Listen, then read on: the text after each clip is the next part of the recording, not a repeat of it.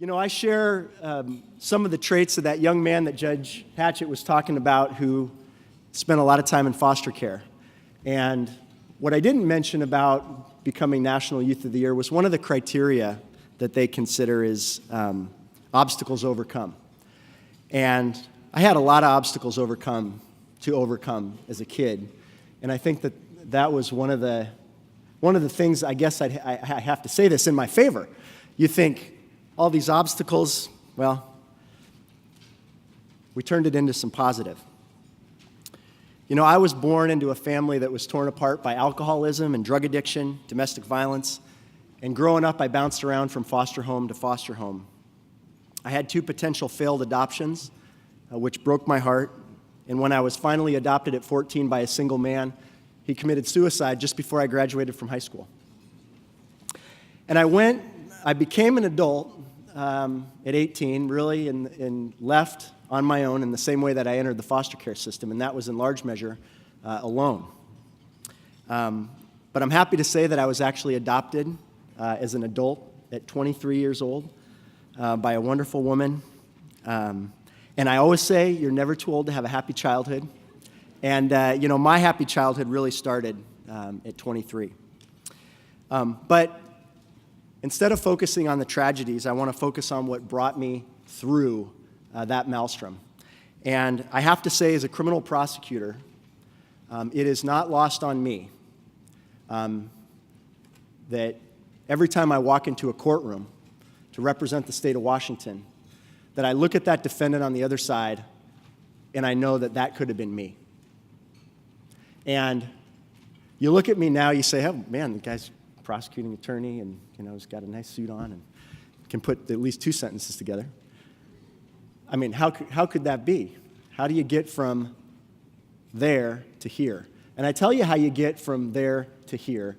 You get there by having people and organizations who help to see the future you. And when I stepped into the Bellingham Boys and Girls Club when I was 5, the mentors at that organization, throughout the time that I was National Youth of the Year, both in Bellingham and Kirkland, they saw the future me. Terry Freeman saw me standing here today, all those years later, as a successful attorney, a husband, and a community advocate. And that's the magic of this organization, because when I was in foster care and I didn't have anything, or people told me I didn't have anything, I had the Boys and Girls Club. I had fantastic teachers, I had foster parents, but I had people that could see my life where it is now. And my story is not uncommon, and you heard 2 of the stories today. But those stories are just a small fraction of the children in need in this community every day. And I'm going to ask you to give some money here in about 2 minutes. And I want you to remember what the words of Judge Hatchett, I want you to remember the words of our young people.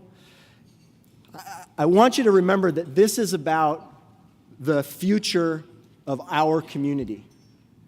In 30 years and 40 years and generation, as Judge Hatchett said, a generation and generation and generation down the road. It is essential for the children in this community to have meaningful relationships with adults and to feel like somebody believes in them. And that's magic.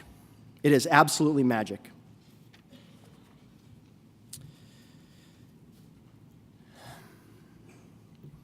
Every interaction, every positive interaction that a child has with an adult or another child is another step toward making somebody's life better, making a child on the margins' life better. And I want to say that really every kid is at risk. It's just a level of degrees.